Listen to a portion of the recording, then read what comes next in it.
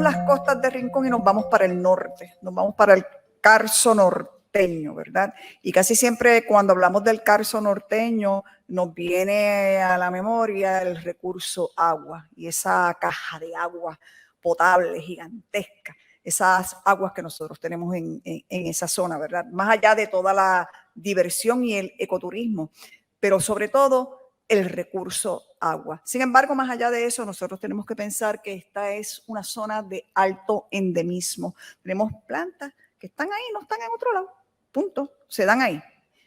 La palma manaca es un ejemplo de esto. Y para eso nos acompaña en esta ocasión el botánico del Servicio Federal de Pesca y Vida Silvestre, Omar Monsegur Rivera, quien nos va a estar hablando precisamente sobre las plantas en peligro de extinción del Carso norteño, conservación y manejo de la palma manaca. Y me debe invitarme cada vez que se va por ahí.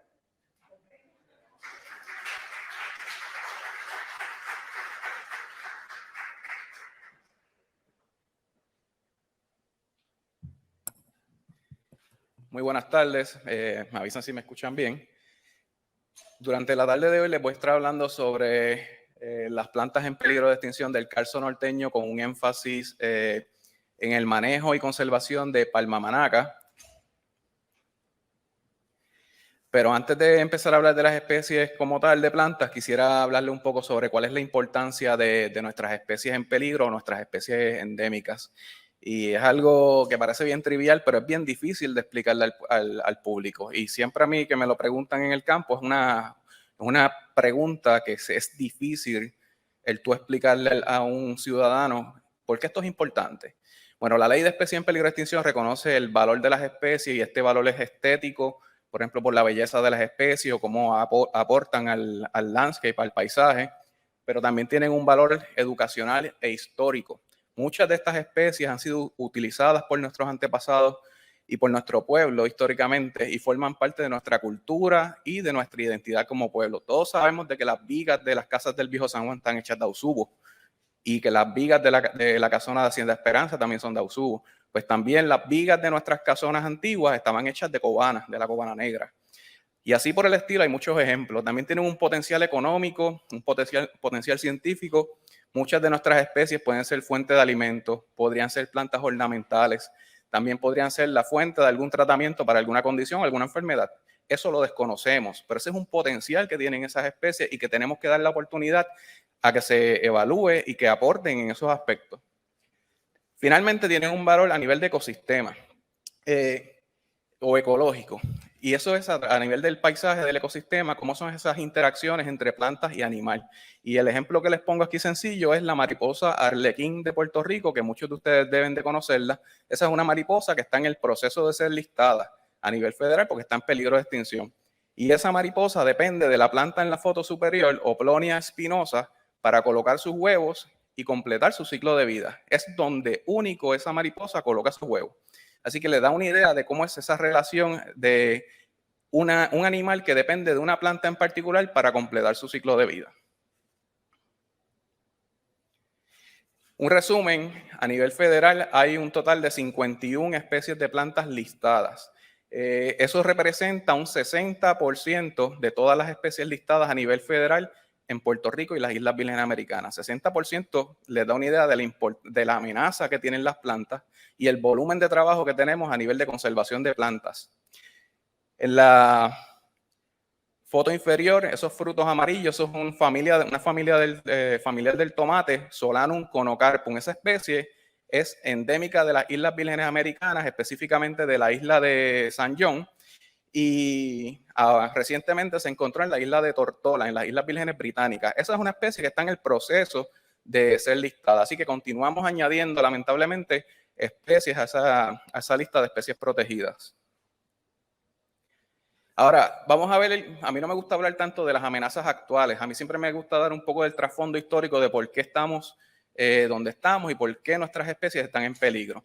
Resulta que entre el 1930 al 40, la mayoría de Puerto Rico estaba completamente deforestada, como mencionó Fernando ahorita. Solamente el 6% de Puerto Rico tenía cobertura forestal y de eso, menos del 1% correspondía a bosque virgen o bosque que nunca había sido talado. Eso es en los picos más altos prácticamente. Ese panorama comienza a cambiar para el 1950 con los cambios políticos, sociales y económicos de Puerto Rico, donde pasamos de una economía agraria, agrícola, se empiezan a abandonar esas fincas en las montañas, la gente migra, nuestras familias, incluyendo la mía, a la costa, y se abandonan esas fincas. Y comienza un proceso de regeneración de los bosques.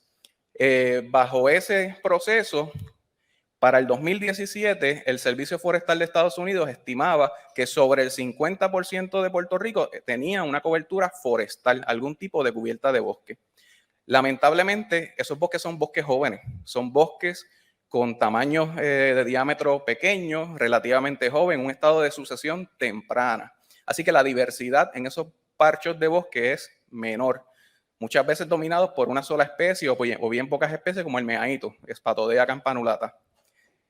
En fin, lo que son nuestras especies en peligro de extinción o nuestras especies endémicas están limitadas a pequeños parchos de lo que eran poblaciones mucho más grandes o de una distribución mucho más amplia a través del paisaje en Puerto Rico. A eso tenemos que añadirle que nuestras especies, muchas de ellas tienen una ecología reproductiva, una biología reproductiva compleja. Tenemos especies dioicas, plantas que son macho y hembra. Entonces, si la población es pequeña y tenemos poblaciones fragmentadas, la probabilidad de que ocurra polinización cruzada en ese paisaje, en ese hábitat, se reduce.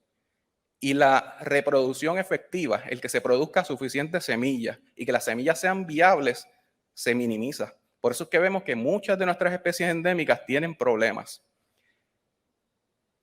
Ese paisaje que ven ahí, esto es la zona del lago Toabaca, en Villalba. Y miren, eso es en 1930, como está deforestado el paisaje. Esa foto brilla porque todos esos son pastizales. Y esa era la realidad de Puerto Rico. Miren los sedimentos entrando al lago. Eso es consistente con lo que mencionó también Fernando originalmente sobre el problema de deforestación histórico en Puerto Rico.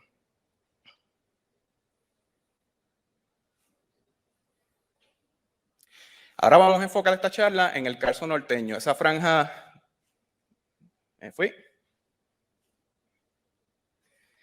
Esa franja de formación de roca caliza que va desde la esquina noroeste, desde Aguada, Aguadilla, a lo largo de toda la costa norte hasta llegar al noreste de Puerto Rico.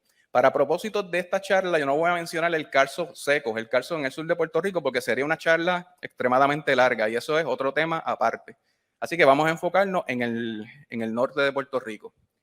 Ahora vamos a hablar un poquito sobre la riqueza de especies y el endemismo en esa zona del Carso, que esto muy pocas veces se menciona. Se han reportado para la zona de los que conocen el bosque de Río Abajo en Arecibo y Utuado, se han reportado 1036 especies o taxones. Eso incluye especies naturalizadas. Estamos hablando de que sobre 1000 especies, incluyendo las naturalizadas, ocurren en esa zona del bosque de Río Abajo. Eso es un trabajo por Pedro Acevedo Rodríguez y Frank Axelrod, publicado en el 99. Esos autores también nos indican que de nuestras especies endémicas, 88 especies endémicas de plantas ocurren dentro de la zona del Carso húmedo de Río Abajo.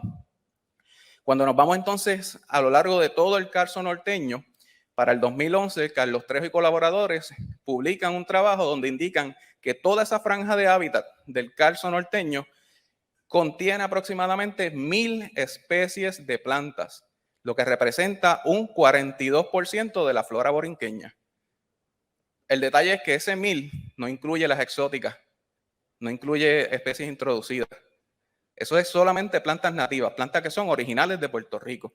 Y como digo, representa un 42% de la flora de Borinquen. También ellos mencionan que aproximadamente 18 de las especies de plantas reportadas para el Carso son endémicas de esa zona en particular, de ese hábitat en particular. Quiere decir que esas 18 especies de plantas no crecen en ningún otro lugar de Puerto Rico. Y finalmente, si analizamos la lista de especies en peligro de extinción que están protegidas a nivel federal, también tenemos que hay 18 especies de plantas protegidas que de alguna forma su hábitat incluye el Carso norteño. Ahora vamos a verlas un poquito, o a discutir un poco sobre esas especies. Voy a estar leyendo esta lista, tenemos a Buxus portoricense, una especie que fue descrita en el 65, en el 1965. Aurodendron pauciflorum en el 82, Calistrantes extremerae en el 85, Telicteris verecunda en el 85, y así seguimos hasta, por ejemplo, en el 2009 que se describe Tabebulla carzoana, Piper abajoense en el 2014 y Pisonia horneae y Pisonia rockeae en el 2017. ¿Y por qué le hago ese listado? Miren el detalle, que es a partir o después del 1950. Después que Puerto Rico estuvo completamente deforestado y que ha sufrido todo ese impacto y degradación de hábitat, todavía continuamos descubriendo especies y describiendo especies nuevas para la ciencia, la mayoría de ellas endémicas. Algunas de esas especies son únicas del carso, como mencioné. Por ejemplo, esas flores de arriba corresponden a Tabebulla carzoana, una especie única del carso que crece en los topes de los mogotes en la zona de Ciales, Florida, Lares, esa zona del bosque de Río Abajo. En la foto inferior tenemos esos frutos que corresponden a un familiar, un pariente de la guayaba, eso es Calistrantes acebedoi, otra especie más rara todavía, cuyas poblaciones principales están en la zona del bosque de Río Abajo, mayormente en el tope de esos mogotes húmedos. Aquí tengo otro ejemplo. Vamos ahora a ver 3 especies dentro del mismo género, que las 3 son endémicas de Puerto Rico. Comenzando con Gesneria cuneifolia, con esas flores rojizas anaranjadas. Tenemos a Gesneria pedunculosa, que tiene flores crema. Y finalmente Gesneria citrina, con esas flores amarillentas. ¿Qué tienen en común? Que las 3 son endémicas. En particular, Gesneria cuneifolia y Gesneria citrina son endémicas del carso, no crecen en ningún otro lugar de Puerto Rico. Las 3 especies se pueden encontrar dentro del mismo mogote. Usted puede visitar algunos mogotes y va a tener que Gesneria cuneifolia está en la parte más húmeda, aledaña a alguna quebrada. Van a ver que Gesneria pedunculosa va a estar en las laderas más secas de ese mogote, hacia la parte baja. Y si el mogote tiene un farallón o un acantilado, posiblemente van a conseguir a citrina. ¿Dónde ven eso fácilmente? Cuando vayan al radiotelescopio en Arecibo. Esos mogotes que rodean el radiotelescopio tienen esa diversidad. Para finalizar, otro detalle importante de esa especie es que las 3 especies son visitadas por colibrí. De nuevo, resaltando la importancia de esas interacciones planta-animal a nivel del ecosistema y por qué es importante proteger tanto las plantas como sus polinizadores. Bueno, ahora vamos a dar un giro a la presentación. Ahora vamos a estar hablando de Palmamanaca, Calyptronomas rivalis. Esta es una especie que originalmente cuando se describió bajo el nombre de Cocops rivalis. Eso fue en el 1901. Es una especie que puede llegar a medir hasta 15 metros de altura. Sus ramas o frondas pueden medir 5 metros de largo. Las flores que la ven en esa foto central son diminutas. Eso mide 5 milímetros y son color blanca. Y los frutos miden de 5 a 7 milímetros de diámetro y en cada ramillete pueden tener miles de frutos. Un poquito más de trasfondo de esta especie. Palmamanaca es una especie que su rango de distribución incluye Puerto Rico, pero también se extiende a la hermana República Dominicana y Haití. En Puerto Rico, la especie crece en los bancos de los ríos, en los márgenes de los ríos, y está asociado históricamente a esa zona noroeste de Puerto Rico, entre San Sebastián y Camuy. Es una especie que se listó como especie amenazada en el 1990 y el espécimen, la foto que tienen aquí, eso corresponde al espécimen tipo. El espécimen tipo es el espécimen a partir del cual se describe una especie. Ese es como la huella digital de esa especie. Y si miráramos esa etiqueta del barrio, que es colectada hace sobre 100 años, dice carretera de San Sebastián a Lares. Eso es lo que conocemos como saltocollazos, los que conocen de la zona. Aquí tienen un poquito de la distribución en la zona oeste. Todos esos puntos que ven ahí, rojos y amarillos, corresponden a poblaciones naturales. Los rojos son los que me voy a estar enfocando ahora cuando continúe la charla y son donde estuvimos trabajando directamente con la especie. Importante, todas las poblaciones naturales de Palmamanaca se encuentran en terrenos privados. No hay un solo ejemplo de una población natural de Palmamanaca en un terreno protegido. A pesar de eso, hay 3 plantaciones históricas que llevan sobre 40, 50 años en el bosque de río abajo y que están estables y están establecidas, pero son plantaciones, no son poblaciones naturales. Y como mencioné en el slide anterior, la quebrada Collazo corresponde a la localidad tipo. Las amenazas. Esta es una especie que tiene múltiples amenazas, comenzando por la deforestación, pero también por las prácticas agrícolas insostenibles. Y sí, eso hay que mencionarlo. En este caso, es una especie amenazada por la agricultura. Miren el paisaje de esa población en San Sebastián, un área de pastoreo de vacas. Ahí las vacas llegaban directamente a los individuos adultos y se comían las plántulas. Por eso es que ustedes ven que no hay tamaños pequeños, todos son palmas básicamente gigantes. Tenemos erosión y sedimentación del río. Las plántulas crecen en el borde del río y cuando baja el sedimento arropa las camas de plántulas y evita que ocurra reclutamiento. Tenemos también depredación por parte de las vacas, de los herbívoros, competencia con plantas exóticas, tenemos desarrollo urbano y finalmente tenemos los huracanes. Eso lo comprobamos durante el huracán María. Sí, la población fue afectada por el huracán María, como vamos a discutir más adelante. Esfuerzos de conservación previos en términos de Manaca. Manaca siempre históricamente ha sido propagada por el Departamento de Recursos Naturales en sus viveros de Cambalache, en sus viveros de Oaxaca, pero también ha sido propagada para la naturaleza en sus viveros. Hay poblaciones introducidas en la zona de Río Abajo, como mencioné, también hay plantaciones en el bosque de Oaxaca y en reservas privadas como el Tayonal. Y finalmente, hay un trabajo sobre el estatus poblacional de Palma Manaca publicado por Gloria Rojas y Eugenio Santiago en el 2000. Básicamente, ese documento de Eugenio nos da una idea de cuál es el número de individuos y de poblaciones y cuáles son las amenazas a ese momento dado. Y nos da a nosotros ese trasfondo para ver cómo ha mejorado la especie a partir de ese momento.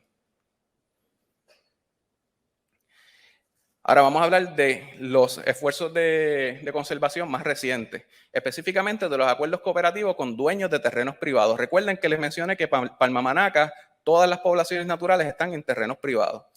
Para esto, en el 2009 se firma un acuerdo cooperativo interagencial entre el Departamento de Recursos Naturales, el Servicio de Pesca y Vida Silvestre y una ONG que se conoce como EnviroSurvey. Esto lo que nos provee es un mecanismo para entonces nosotros hacer acuerdos cooperativos con esos dueños de terreno. Básicamente la ONG nos sirve a nosotros como un facilitador para hacer esos acuerdos con el dueño de terreno y poder implementar prácticas de conservación o de manejo para la especie. Y súper importante que se promueve la planificación e implementación de prácticas de manejo específicas. No era esto no puede ser, el manejo de plantas en peligro de extinción no es una receta que se trata igual para todas las especies. Cada especie, cada población tiene sus amenazas particulares y hay que atenderlo de una forma particular. Y finalmente, estos acuerdos son voluntarios con el dueño del terreno. Yo no puedo ir donde un agricultor pequeño, un dueño de terreno pequeño que utiliza los recursos para poder sustentar sus necesidades e imponerle que tú vas a hacer dentro de tu propiedad. Tenemos que sentarnos entre las diferentes agencias, la ONG y el dueño del terreno a dialogar qué uso él le está dando, qué él está dispuesto a acceder, de qué forma podemos mejorar la protección a la especie y llegar básicamente a un acuerdo mutuo. Como parte de los acuerdos, se llevaron a cabo unas evaluaciones de la estructura poblacional y el estado de las poblaciones para saber cuán saludables estaban esas poblaciones. Se determinaron las prácticas específicas de conservación, como por ejemplo el establecer verjas de exclusión de ganado, el llevar a cabo rescate de plántulas en áreas que estaban amenazadas, el llevar a cabo propagación. Si queríamos hacer, por ejemplo, establecer un área de amortiguamiento ribereño para proveerle protección al banco del río y proveer condiciones favorables para la especie, todo eso se tomó en consideración y se determinó. Las poblaciones focales, como les mencioné, bueno, no lo había mencionado, pero lo digo ahora, fueron la zona de Quebrada Collazo, el río Camuy en la zona de Vallaney y el río Oaxaca. Para efectos de este proyecto nos enfocamos en la zona de Quebrada Collazo porque, como vieron en aquella foto, era la más afectada por la agricultura. Las otras poblaciones que visitamos no estaban tan amenazadas.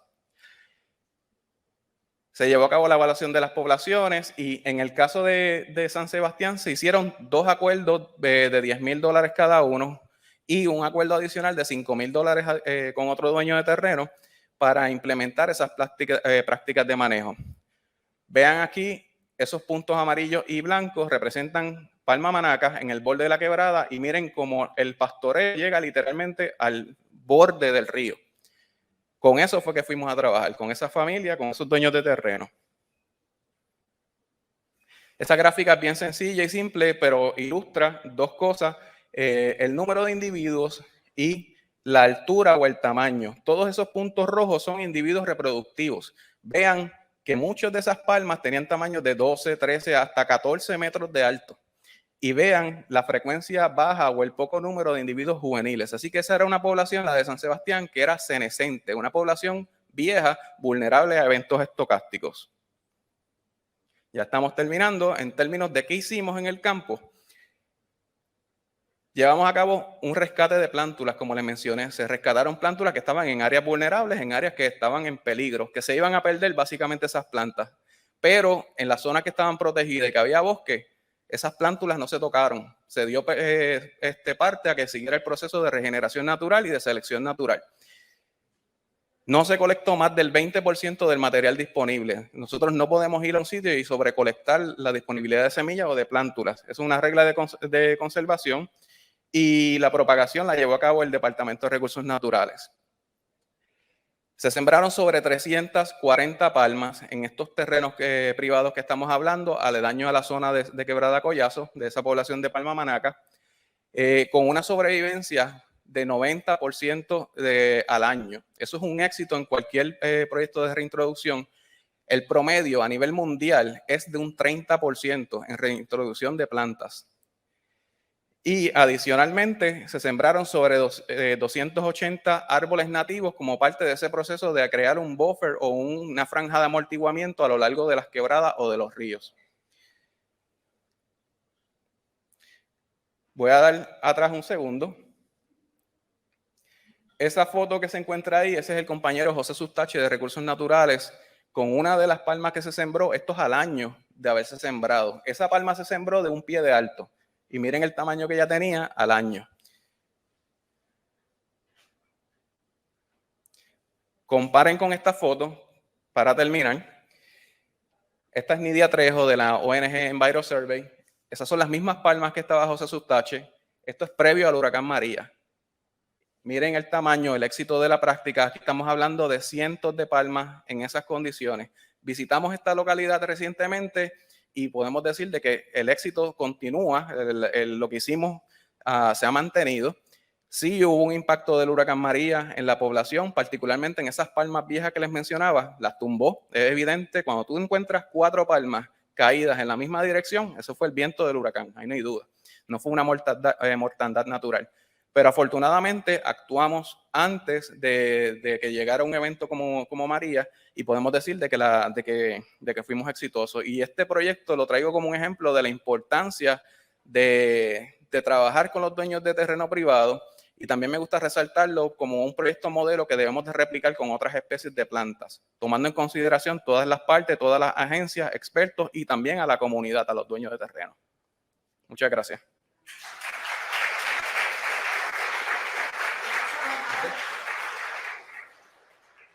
Más adelante vamos a tener la oportunidad de contestar algunas preguntas y una de ellas es precisamente cuál consideraríamos que el área del Carso, ¿verdad?, es la más amenazada en términos del endemismo.